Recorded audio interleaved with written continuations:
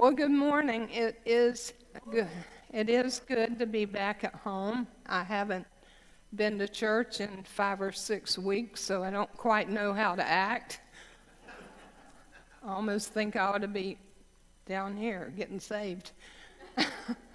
I haven't been out of church that long since I got saved in 1979, so it was kind of difficult for me. And wherever we were, I tried to tune in and hear, be a part of the service and hear the worship and the speaking, but it wasn't always possible.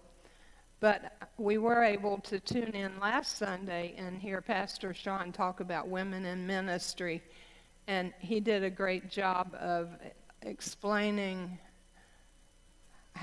what the church at Whistling Pines believes about women in ministry. And I'm privileged and honored to have been the first woman elder here at the church at Whistling Pines. And Lynn was the second, so yay Lynn. So I wanted to give you a little bit of background about women in ministry and my own role in ministry. When Robert and I were considering being married 40 years ago, not quite 40, 39 and 11 months. Okay, see, this is the other side of the story. Anyway, when we were considering it, we were at Altoona Baptist Church, and Robert had just answered a call to ministry. If you understand what that means, God had put a burden on his heart to minister for him, and Robert had said yes to God. And so when I asked Robert to marry me, that's really, no. Well, he kind of did ask me, and then I was like afraid, and then I finally said, okay, will you marry me? And he said yes, and I went and bought rings. Anyway, I felt like if I said yes to Robert, that I was also saying yes to God, to go wherever he wanted us to go and do whatever he wanted us to do as a couple. So I said yes. And we had just been married a couple of weeks, and they asked Robert to come to Paisley Baptist Church to play the piano there. And so we went, and while we were there several years. We served in a number of positions there at the church. Robert was ordained as a deacon there, and Sunday school director, and I was treasurer. So we served in a lot of different capacities there. And then later on, we went to Sandy Acres Baptist, and then we ended up at Gospel Tabernacle, and we were here at Gospel Tabernacle, which is now the church at Whistling Pines. And we were there for a short season, and then we moved to Maryland and Virginia, and we were at a church, a charismatic church there, and they recognized the giftings on Robert's life and on my life, and they commissioned us as elders because I think they knew we weren't going to be there long, so they commissioned us to send us out as elders. And then we came back here and served at the church, Gospel Tabernacle. Robert has been on staff here for 27 years. And Bobby Walker, Pastor Buddy's father, set me in as women's ministry, leader of women's ministry. And I still serve in that capacity somewhat now. But I think my most prominent gifting is hospitality. And you probably all have noticed that whenever we have any kind of function, I'm the one that's always running around making sure everything's done right. I'm the Martha. She's the Mary. But anyway, that's probably my most prominent gifting. And, however, I do somewhat pastor. I don't consider myself a pastor, but I do kind of pastor the flock and watching over you guys and making sure everybody's taken care of, and prompting Pastor Sean, hey, you need to call this one, you need to see about that one, if he's, and Pastor Sean spends a lot of time studying the Word and preparing his messages, and so I'm just kind of a helpmate to him in that area. So anyway, that's some background. That's who I am. That's why I'm here, and it is a privilege. And when Pastor Sean asked me before we left on our trip if I would like to speak the Sunday after we get back, and I was like, sure. I knew in 7 weeks God would probably give me something to say. I thought, yeah. So anyway, I began to, on our journeys, I began to say, okay, God, whatever you want me to talk about, just download it into me, and I'll, we'll be good. We'll get back, and I'll have a message for the church. But I saw something on Facebook the other day that said, it's hard to hear from God when you already think you know what he's going to say. Yeah. So anyway, I wanted something deep theological to impress you guys. But instead, what I feel like God gave me were to just share lessons from our journey, that what God taught me. And I kept asking him, Lord, give me what you want me to say. And he was silent, and I couldn't believe it. I'm like, I know he's going to wait till the last minute, and then he's going to give me something, right? No, he didn't. So anyway, what I'm going to share with you today are lessons from our journey. Robert and I planned this trip to celebrate our 40th wedding anniversary. And this is a big year for us.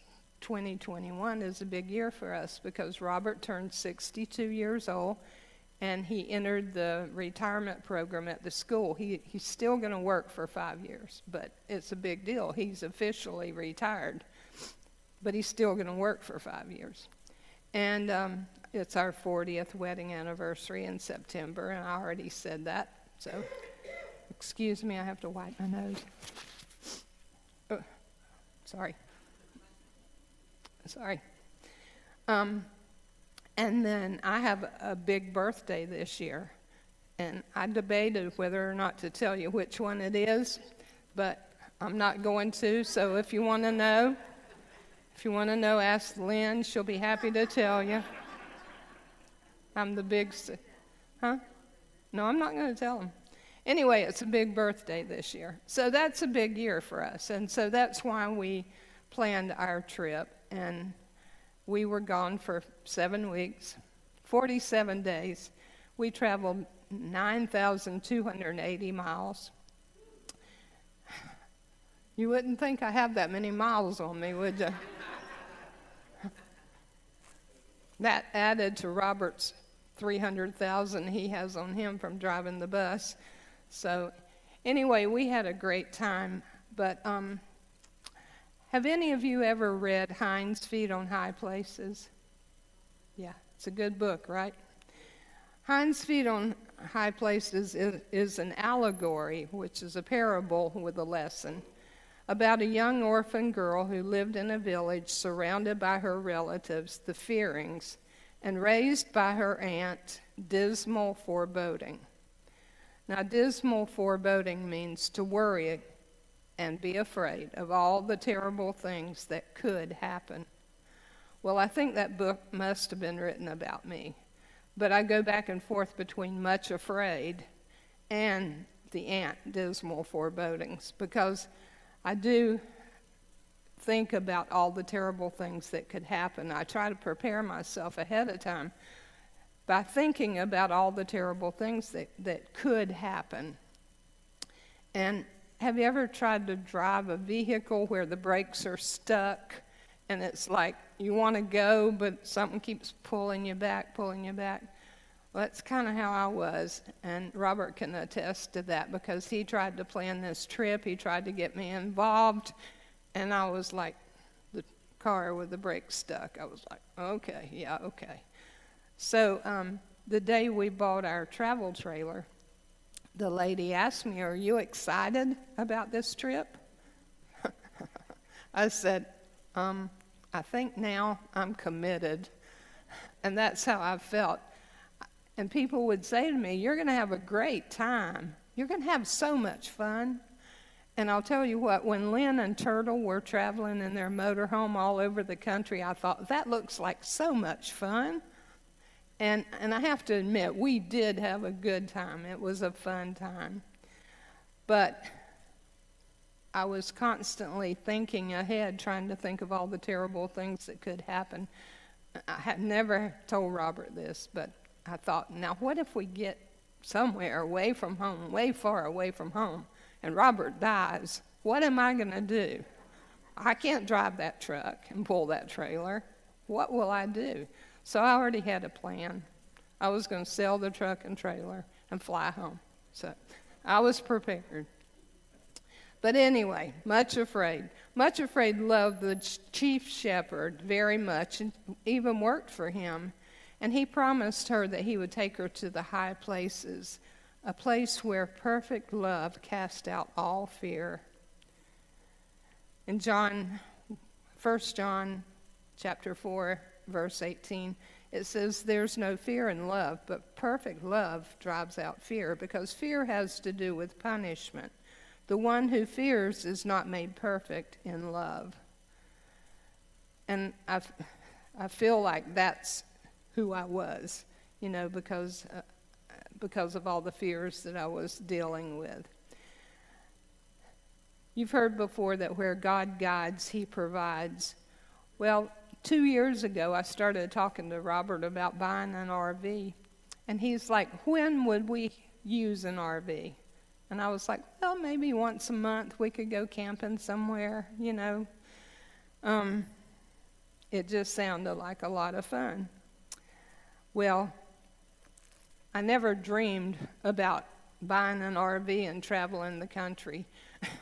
But we went to 17 different states. We saw so many beautiful things. But I knew I've had enough experience with God that I knew that he was providing for this trip. And it was something that he wanted us to do.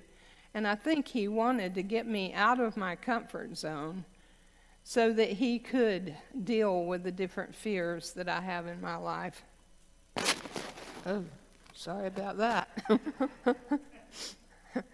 Anyway, so God provided the finances for us to be able to get the truck and the RV and enabled us to save money for the trip.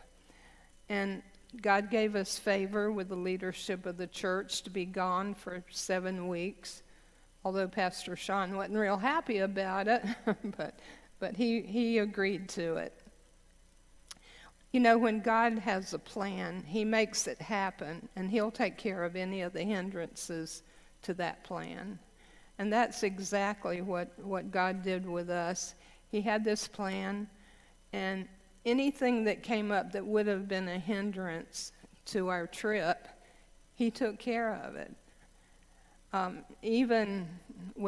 We were in a little campground that was almost like being in the Ocala National Forest, because it was just some places in the woods, and there weren't any facilities there. There weren't any conveniences there, and we were there for one night, and we woke up the next morning with one of the tires on the trailer being flat.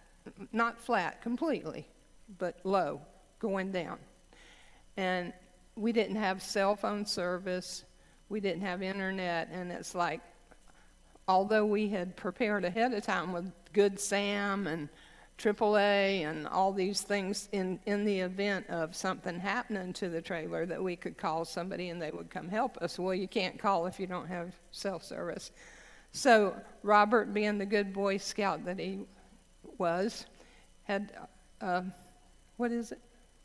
Compressor, air compressor, tire inflator with him. So he pumped up the tire. We drove about 25 miles back to Cody, Wyoming, and got the tire fixed. So that would have been a hindrance to us, but God took care of that.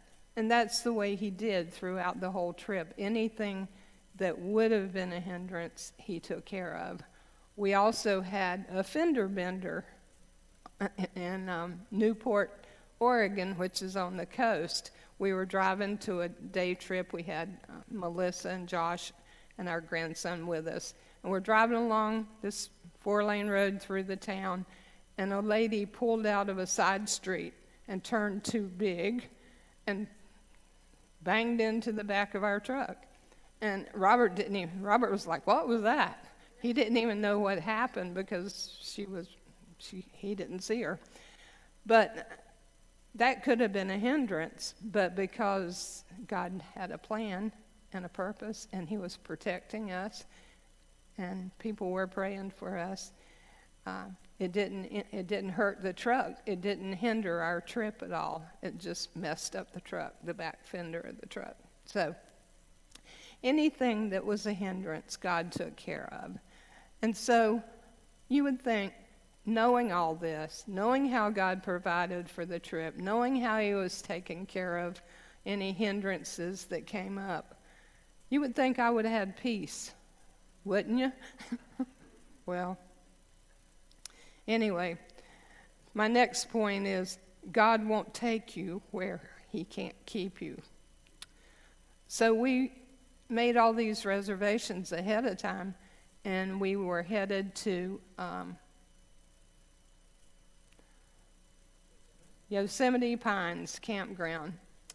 Little did we know ahead of time, maybe Robert knew, I didn't know, that we were going to go up a mountain. And there was this road up that mountain called the New Priest Grade. And as we were going up the mountain, then we see this sign that says 8 miles of curvy roads. Well, it definitely was curvy.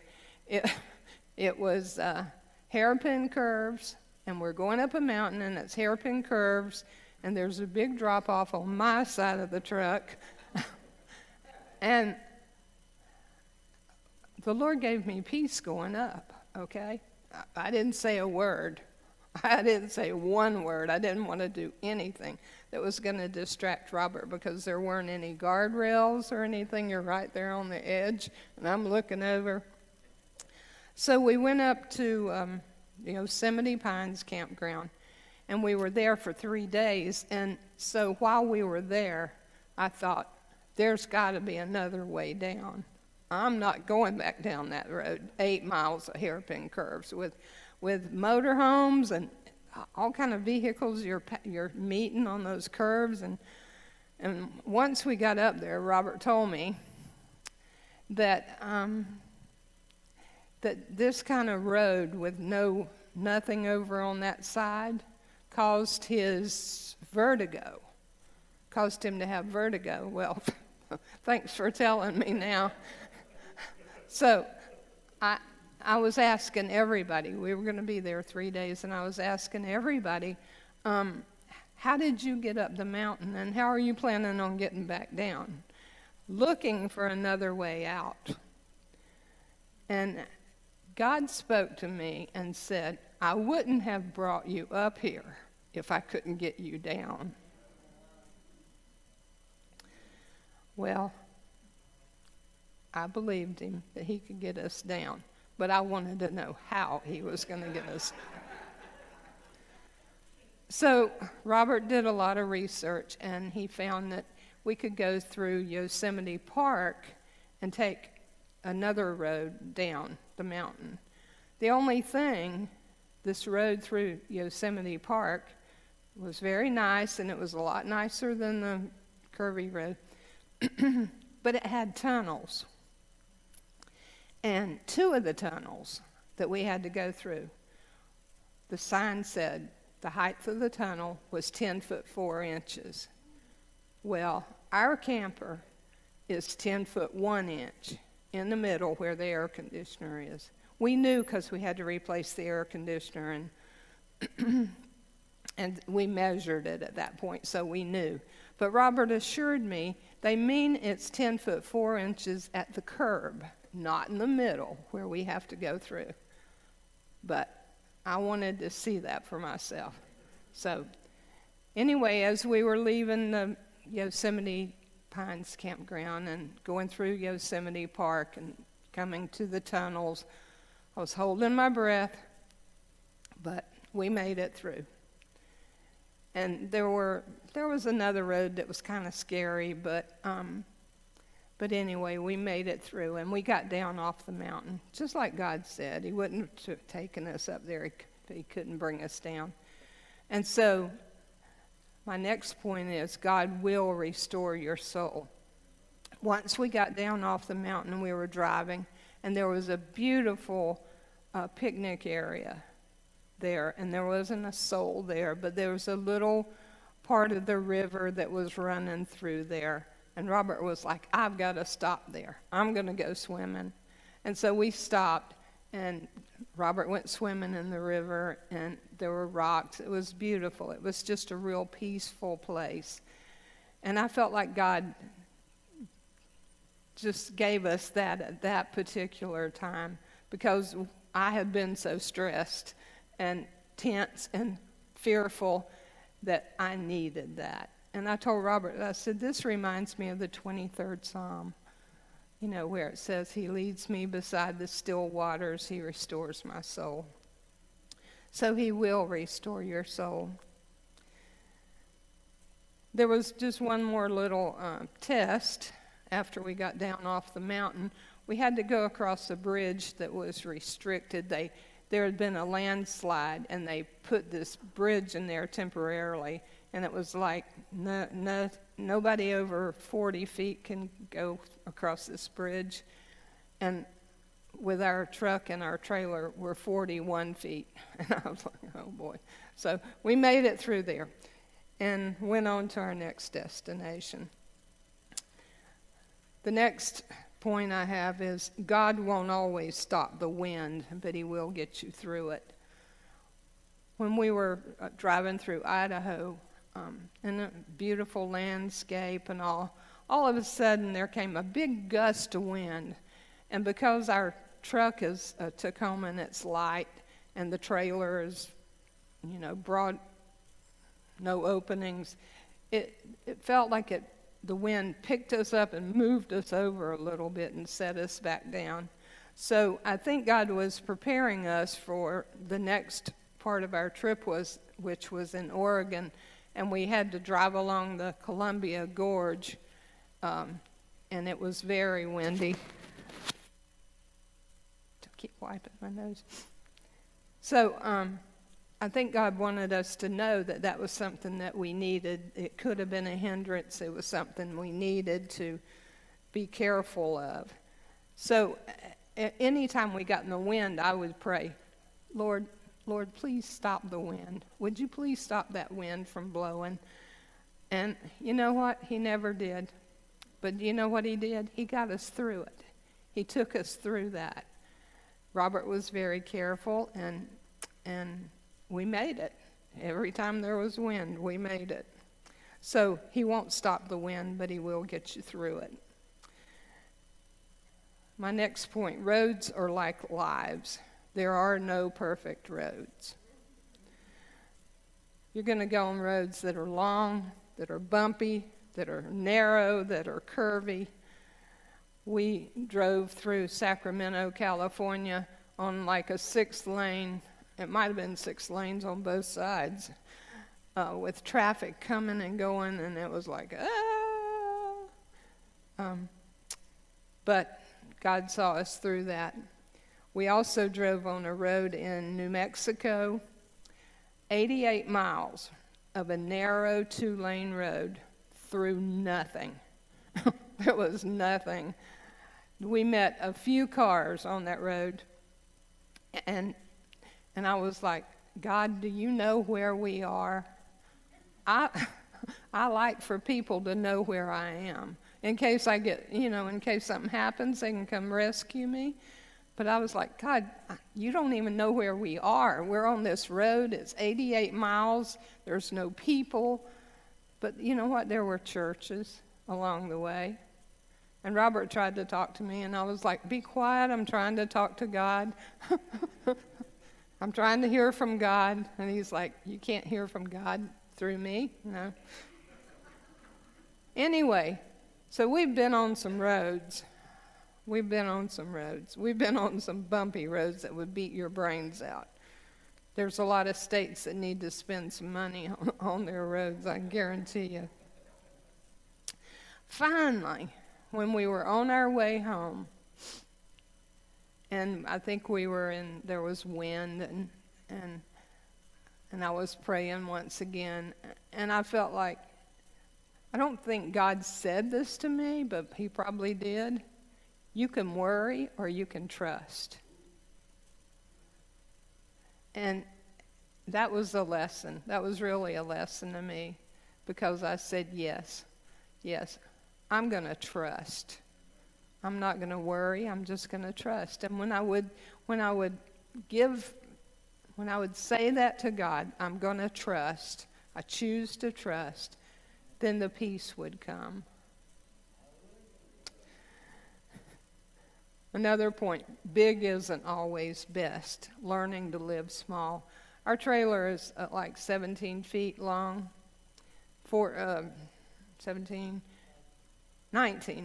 feet long, and anyway, the tongue doesn't count because you can't live on the tongue, right? So 17 feet long, but we were as comfortable in that 17-foot, 19-foot trailer as we are in our house that is a little over 1,500 square feet. And it was because God was there, love was there, and we were comfortable. And we would see people, and no offense, Lynn or Turtle, about the motorhome, but we would see people with these huge motorhomes that were big enough to carry automobiles in, and then pull in a huge trailer behind them. And it was like, I don't think I'd want to do that. Anyway, big isn't always best. Learning to live small, learning to be not frugal, but to be careful with your resources, water especially. Our tank doesn't hold enough gray water, the water that you wash dishes and all that in. And so we had to be very careful how much water we used. And I know when people go on mission trips, they come back talking about how on the mission field how you have to be so careful with the water, with your resources. My next point, living like the Israelites, packing and moving. We only stayed in one spot for 1 week, and that was on the coast with our daughter and son-in-law. But we had a routine that we had to do. Robert had to do most of the work in setting up the trailer and then tearing it down. And I did the inside where we had to put everything away for traveling. And I thought about the children of Israel when they left Egypt and what they must have gone through. Have you ever stopped to think about what they must have gone through in having to pack all those animals and kids and household goods and everything that they took with them? It must have been terrible having to pack and move all the time. Finally, when we were in New Mexico, we were at a campground that was on the side of a mountain overlooking a lake. And there was something about that campground that was so special to me. And I was like, oh, couldn't we just stay here? And it reminded me of Peter when he was on the Mount of Transfiguration And I know now that God was there, and that he was ministering to me there, and he was changing me. And in the scripture about Peter and the Mount of Transfiguration, it says, 6 days later, Jesus took Peter and the two brothers, James and John, and led them up a high mountain to be alone. As the men watched, Jesus' appearance was transformed so that his face shone like the sun, and his clothes became as white as light. Suddenly Moses and Elijah appeared and began talking with Jesus. Peter exclaimed, Lord, it's wonderful for us to be here. If you want, I'll make 3 shelters as memorials, one for you, one for Moses, and one for Elijah.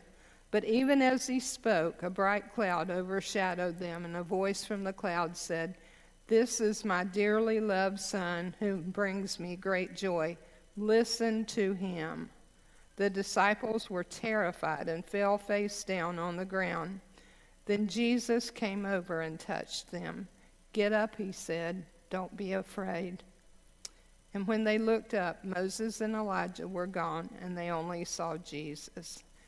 As they went back down the mountain, Jesus commanded them, Don't tell anyone what you have seen until the Son of Man has been raised from the dead. So Jesus touched them, and he said, Don't be afraid. My final point, God is a lot bigger than you think. As I stood on one of the viewpoints at the Grand Canyon, and I looked out on the vast rock formations, and I was there alone because I wouldn't go out on the far out viewpoints where everybody else went. I was up near the road where there was some solid ground, Anyway, as I was standing there looking out, and it's such a beautiful, beautiful place and so huge, and I could see another viewpoint where there were some people standing, and they were about that big. From where I was, they were about that big. And that's how I felt. I felt about that big. And God was so much bigger because his hand had formed that. And I was like, God, you are so much bigger than I think you are. You are so great and mighty and powerful. And I'm going to choose to trust. That's the end of my message. I'm going to choose to trust. Now, I don't know if this has encouraged you or not. Maybe you're not fearful. Maybe you don't have dismal forebodings and think about all the terrible things that could happen. But I know that we all can trust God more. He's shown himself mighty in my life, and I know he'll do the same for you.